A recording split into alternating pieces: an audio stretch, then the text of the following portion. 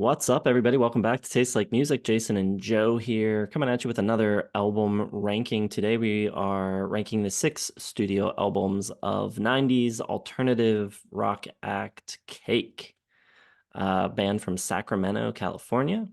I don't know a lot of bands from Sacramento. They're the only one I can think of off the top of my head.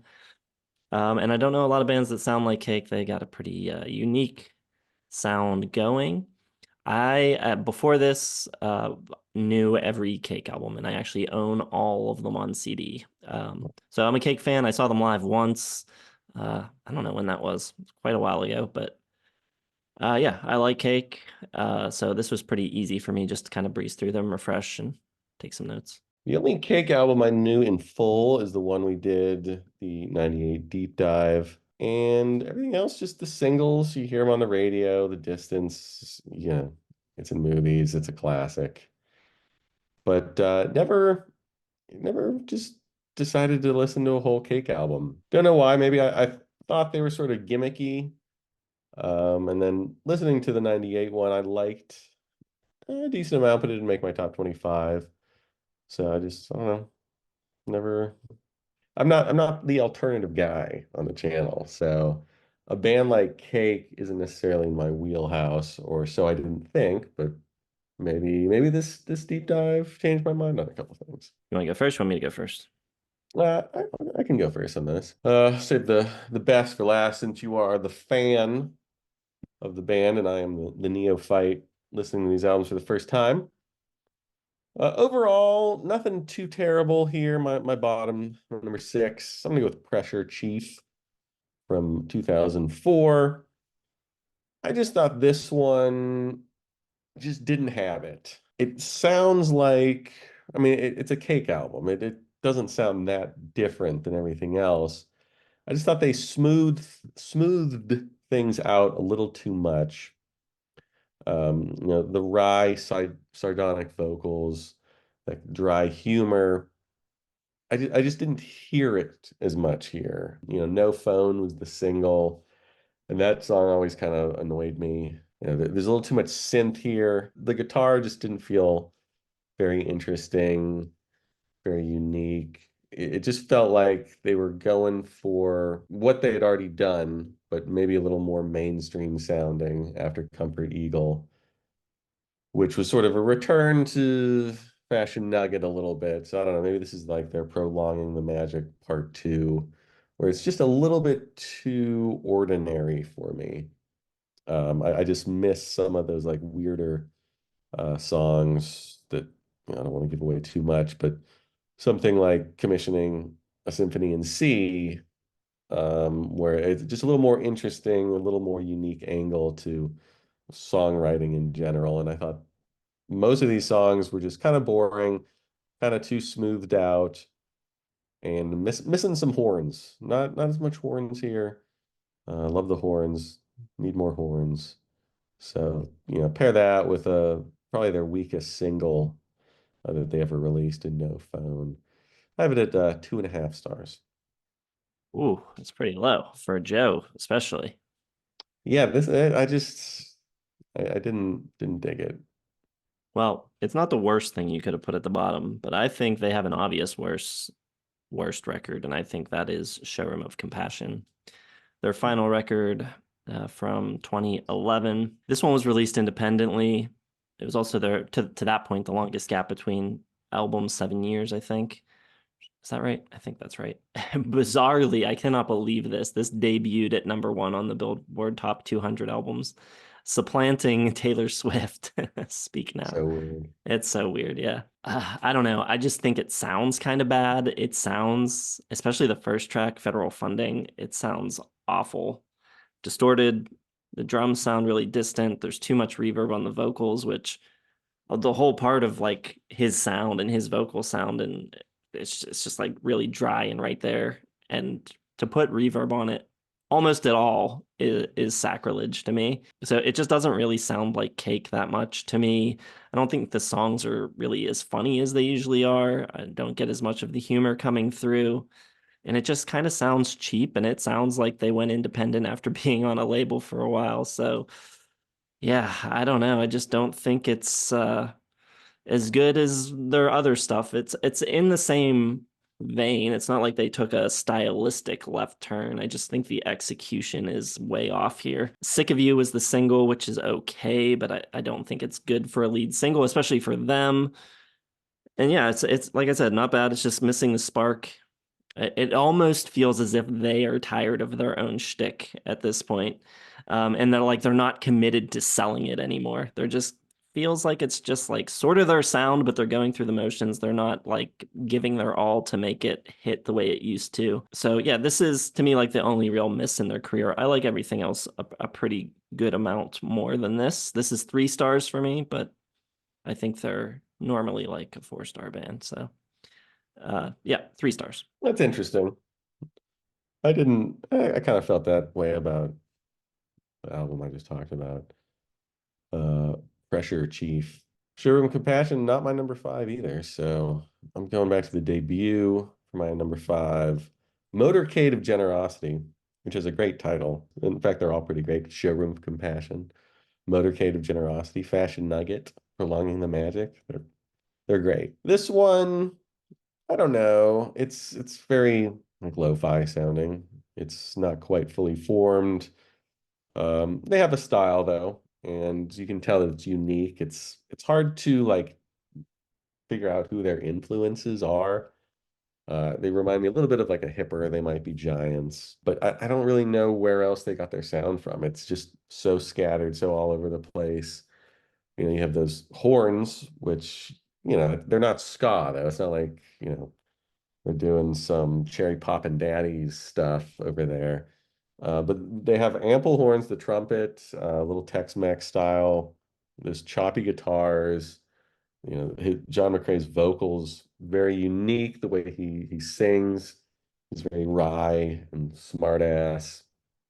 Um, Kind of like not slackery, but sort of like classic '90s kind of slacker alternative. Like I don't really care kind of, you know, style, but he's not like annoying. I think he pulls it off pretty well. And they got a great bass player, especially in the beginning, rumbling, dexterous. A lot of, you know, low end work. He doesn't jump up too much, but it almost has like a hip hop kind of feel, like that West Coast sound, which is cool. So it's a very unique style, but I just don't know if the songs really do anything. I think Pentagram's pretty funny. The stuff about, you know, I don't know, devil worship or whatever. Jolene kind of again leans to that like country, slightly western, a little Tex-Mex rocker in there. Kind of funky as well. But other than those two, I think that stood out. Everything else is just stuff that I like much better on their next album. I think the seeds are there, but the songwriting just isn't quite up to what they do next time, and the production isn't quite there, and everything's just not quite there. But it's a good style, but I just don't think I'd go back to this one, so I have it at 3 stars. Okay, next up for me, and based on your comments so far, I think this might be your number 1 or 2, maybe. It's 5 for me. It's Comfort Eagle from 2001. This is the first one with McCurdy. I'm just gonna call him McCurdy because I don't know how to say his first name. Sean, Xan, Han. Not sure how he pronounces the X. Um, but the record before this, Prolonging the Magic, they had a bunch of guest guitarists like filling the open guitar player role. And I think he is like the least interesting of all those players, and he ends up with the job. And I just think the assortment of players filled the role pretty well on Prolonging the Magic. With it only being him, I think it's a pretty big step down. So yeah, I love Greg Brown's playing on the first 2 records. I think it's so killer. It's so good. And he's just not as interesting. This one debuted at number 13 on the Billboard Top 200, Short Skirt, Long Jacket, being a big single for them. And I remember thinking at the time, like, I can't believe this band keeps, like, they feel so much like a one-hit wonder, like, but they keep every album, they have another song that hits. So it's, I mean, good for them. Opera Singer, I think, is a great opening track. I love Meanwhile Rick James. I think really the first five songs are all pretty great. Back half's not bad either. The instrumental Arca Arena was the second single, which I think is a kind of a weird choice. But yeah, the songs are great. I miss some of the more oddball stuff. This one feels a little more like down the middle musically, at least. So, and it feels like you mentioned them having like all these sort of scattered influences, and I think that's true early on. And this one feels like they still do, but it feels more like congealed into one thing rather than like all these parts that they're pulling in from song to song. And I guess probably as an artist, that's what you aim for, is to like make all of those influence just like feel like you. But at the same time, I feel like they kind of like lose some of the interesting flair by like not having the disparate elements coming in from track to track. Yeah, you're not really getting as much of like the country stuff or the Latin stuff on this record. It's all a little bit more pop. At the same time, though, it probably is like their tightest, most focused, most concise songwriting. It's all pretty catchy. It's really enjoyable. It's my number five, but it is all the way up a whole star to 4 stars. So I like Cake, at least 5, 4 and ups for me. I'm more of a pie guy in general, but I like some of these albums. They're better than I expected, and this is one that was better than I expected. And this is right there with my number three, and I couldn't decide. I feel like this should be ahead of my number three, but I'll have it at number four. Showroom of Compassion. I think other than the production, which is odd, it's the first time on their entire discography that there's reverb, and the first time on the entire discography that there's piano, actual piano, which is odd. Everything else was synths. Greg Brown, former guitarist extraordinaire, who I've been missing for many records now, shows up on one track. They cover a Frank Sinatra song from Watertown, which is just mind-blowing to me. They didn't pick the best one. In fact, they may have picked the worst song on Watertown to cover, but it's still very interesting that they picked that. And that makes me want to know why they picked that, because that's just not, uh, nobody on earth was talking about Watertown in 2011 when this came out. Like it kind of had a renaissance in the past couple of years. Good Lord, like I don't even think like Frank Sinatra's family remembered Watertown. So I really want to know the story behind that. Maybe I'll search or I'll call him up. I'll just call him up, ask him. Um, the first time he put it on, federal funding, the wetness of the reverb on his vocals is really odd because, like Jason is saying, it's so dry throughout the entire discography. And it does sound different, but I don't mind that at this point. Like I think they probably played their sound as far as it could go. I don't know. So I don't mind it. I think the lyrics are still clever. I think McCrea's delivery is still kind of his slackery, wry, sardonic way. I think it still works. There's a little bit of menace back in this album, which I think was missing on the last couple. I like Teenage Pregnancy, that gothic piano intro. That gothic piano intro is pretty cool. It's mostly an instrumental, which is kind of unfortunate because it's a pretty cool sounding track.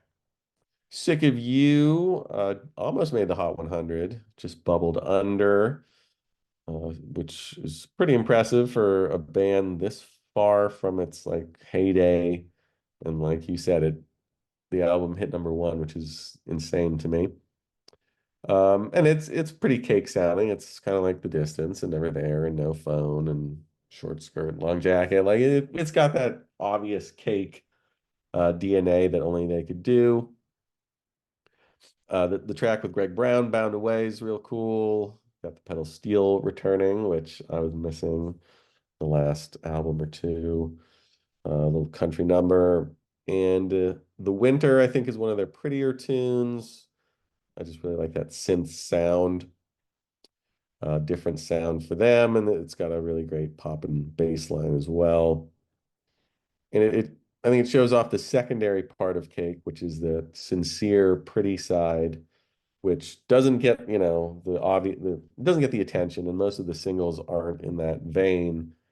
But they can do the smart ass stuff, but they can also do like the pretty sincere stuff very well. I think McCrea's pretty underrated lyricist. I think he's pretty much excellent throughout. So really like The Winter. And I just think it's a good album. I like it a lot more than the previous uh, effort show, or what was the previous? Pressure Chief was the last one. So I thought this was a nice comeback. All right, so we each have each other's bottom one at number 4. I have Pressure Chief here. This is the one that benefited the most from re-listening. I thought that this was my number 5, but I actually like it a little bit more than I thought I did. And hearing your comments on it is interesting because it's kind of the opposite of how I felt this time. Coming from Comfort Eagle, I thought that this was a bit of a return to the sound that I missed. Like with the great horn line on Wheels, I felt like there wasn't enough horn on Comfort Eagle. I think Carbon Monoxide's pretty fun. I like the cover of Guitar Man. There's also, they bring in a little bit more of the country sound again, which was missing on Comfort Eagle with songs like She'll Hang the Baskets and At the End of the Movie. I think that both of those are really cool, the latter of which has a melodica solo from Vince DiFiore. A lot, maybe the songwriting's a little weaker. Like there's not as many hooks, and the songs maybe aren't as memorable. But I think the seasoning of the music, it's got a little bit more spice to it, a little bit more interesting stuff happening arrangement wise, different instruments coming in, and unique types of solos with like the melodica and uh, it was just more interesting and exciting to listen to. I thought like the musicianship was a little more noticeable and better here, where on Comfort Eagle, everything kind of it was just like this compact, tight pop sound that they had. So yeah, I just like this one a little better and a little more than I thought I did. And maybe they're losing a little steam in the songwriting department here, but I still think it's really pretty solid. So 4 stars for Pressure Chief. That one got brutalized by the critics. That was by far their lowest scored. So I don't know. I could be wrong about that one. Maybe it's just no phone that just immediately takes me out of it. My number 3, Prolonging the Magic from 98. There's a lot of good stuff here, but I'm missing, well, there's a whole bunch of stuff I'm missing. First off, I'm missing the guitarist, Greg Brown, who's it's just listening to Fashion Nugget and all the cool stuff he was doing and the interesting sounds and tones that he chose. And then going to Prolonging the Magic, where everything just sounds like stock alternative to me. Like I know they had a bunch of different guitarists, but it just felt really sort of ordinary. Like you just miss that interesting, unique voice and the voicings of Greg Brown, I think, a lot. And then the bass playing, Victor Damiani, who also left the band after Fashion Nugget. Like his tone too, like it's so unique, that low end, and what he would do on a song like The Distance. It's just so unique, like the phrasing and the pauses and everything. So right off the bat, it's like the two best things, the two things that I like the most about Fashion Nugget go right out the window. I don't know, like the irony and the sardonic wit, and that, just the style that McCrea had on Fashion Nugget kind of goes out the window a little bit. It's Prolonging the Magic is very like sincere sounding and very straight and very sort of hard on the sleeve in comparison. It's not completely. The funny songs are a little more like precious, and the sad songs are a little more kind of obvious to me. And even, I like Mexico a lot with the pedal steel, but it kind of sounds like sad songs and waltzes to me. And they just did that on the last album. And a song like Never There just kind of sounds like a rehash of The Distance. And I don't know, I think all these songs are good, and the band's still like, obviously John McCrea is very talented and there's a lot going on. And the songs are mostly well written and they sound good. Sheep Go to Heaven's a fun song. It's just the missing aspects of Greg Brown and Victor Damiani, and it's just a little too alternative, like stock sounding for me. Like just that uniqueness that they really cultivated on Fashion Nugget kind of goes out the window, and I just missed that. It's a good album, but I just don't think it's a great album. So it's 3.5 stars still for Prolonging the Magic. All right. Well, we got the same number three. I also have Prolonging the Magic. This is the record right after Greg Brown leaves. That for me was a bit scary as he's like the highlight of the first two records for me. You get an assortment of other players filling his spot here, and I don't think they miss a beat too much. I think all the other players pick things up pretty well. Tyler Pope, who is now the bass player for LCD Sound System, plays on a good chunk of the record. But you also get Chuck Prophet, Jim Campolonga, Rusty Miller, and their future permanent replacement, uh, Shon McCurdy. Never There, Sheep Go to Heaven, I think are, great Cake classics. I love Let Me Go with Jim Campolongo. I think that song rules. I think his playing on that song in particular is fantastic. I think the production is pretty similar to Fashion Nugget. It's not like they sound like a totally different band or anything with a different guitarist. I think, you know, this sounds like you would expect a follow up to Fashion Nugget to sound, and I think it really just comes down to the tunes, and I think the songs here are just ever so slightly less consistent for me. Things like Cool Blue Reason and Alpha Beta Parking Lot, Hem of Your Garment, they're good, but kind of just bland in comparison to the great songs on Fashion Nugget. They have the great Cake sound, but they don't fully stand out in their own rights. They don't really have, that certain something extra. The lyrics don't pull me in as much. I think on Fashion Nugget, listening to that record, I'm like fully dialed into everything he's saying and like really paying attention and laughing and like really enjoying the stories and the humor. And here the lyrics just aren't as captivating, with some exceptions. Sheep Go to Heaven's pretty funny, but yeah, it's good. 4 stars. It did make my 98 list, I believe. It was on the lower end of my list, so pretty strong. Just not quite as good as their best stuff. All right, my number two. I'm gonna go with Comfort Eagle. I almost said Fashion Nugget. No, Comfort Eagle. My number two. Let's not get crazy.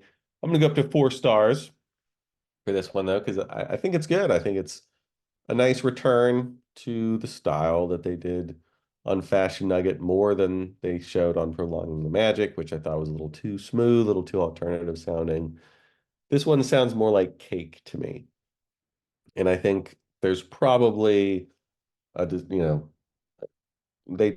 trying to sound like Cake again. I think they went a little bit like away from Cake on Prolonging the Magic, and now it's a distinct effort to sound like Cake again here. You got busy bass lines all over the place. I think the bass sounds more like it did on Fashion Nugget. I think the guitar, I think Chris Chan, whatever he wants to call himself. I think he does a good job of emulating, not replacing Greg Brown, but emulating Greg Brown. You get those sparse stabs of guitar. It's still pretty good. Something like Opera Singer, I think, has that sense of humor again that was sort of missing from Prolonging the Magic. I think McCrea's lyrics are better here. I think his delivery a little stronger, a little more Cake sounding. I think it sounds unique again. It sounds like Cake again. Short skirt, long jacket.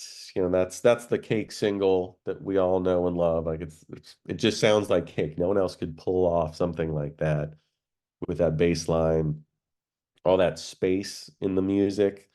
There's a lot of like dead space and pauses, which most bands don't do, but I think Cake really pulls off well. That super low, almost like West Coast rap style bass line, the horns, the backing, hose and haze, like that. That's just so Cake to me. And that's a fun song. I really like commissioning a symphony in C. It's got that quasi-classical synth line burbling through it. I think the lyrics are great. It's like an instruction manual almost. And it's a cake classic because it sounds like nothing else. The lyrics are like nothing else. Like it's just a very unexplored topic that they kind of just jump into, which I think is really cool. I like Long Line of Cars. It's got a great robotic guitar part. Love You Madly, jumpy and fun. Pretty Pink Ribbon reminds me a bit of like the Cars with a power pop feel.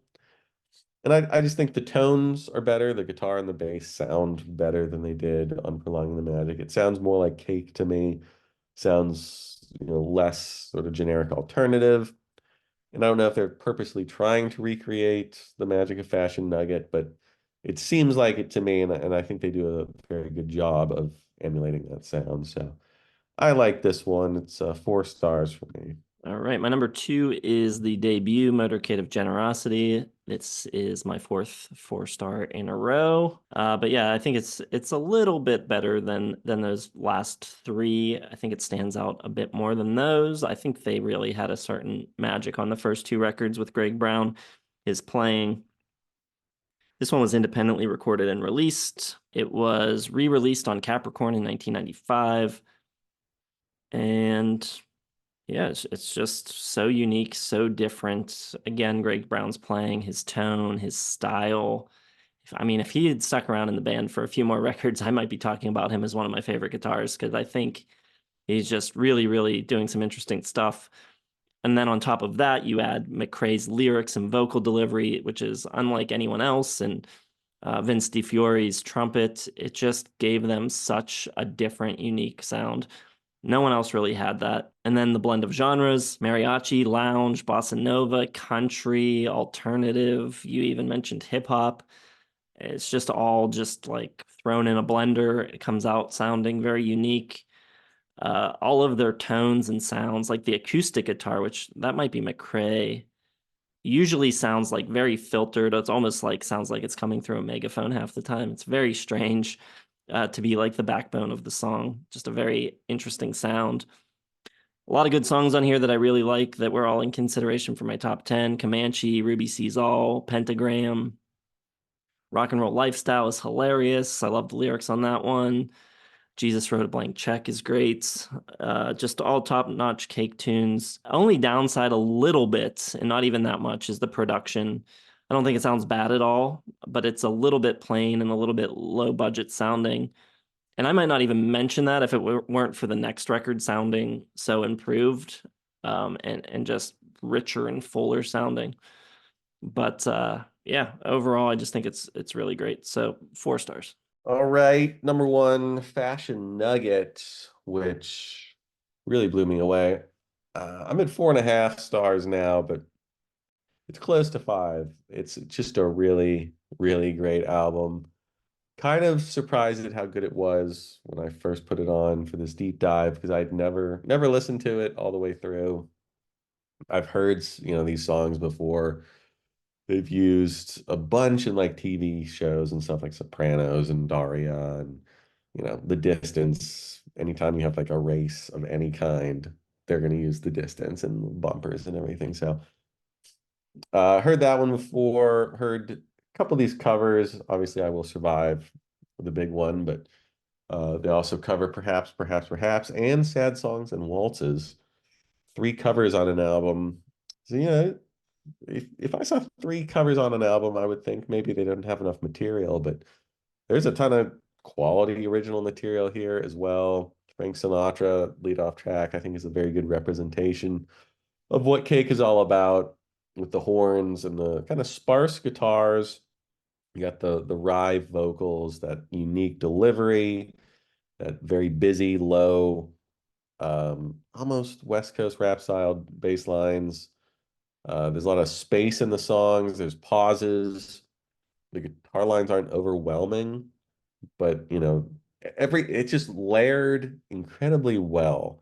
Where there's all this stuff going on, but it never like gets in each other's way, and everybody kind of has like their own time to shine, which is just great. I mean, the way that they arranged everything is awesome. Uh, Greg Brown has that really cool, like rattly guitar solo here.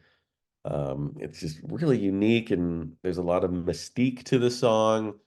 And it's just a really killer opener. You got the distance in the number two spot, which there's something about it. Just maybe I mean, there's so many cool aspects of it. The bass line is awesome. It's one of the best bass lines I think just ever.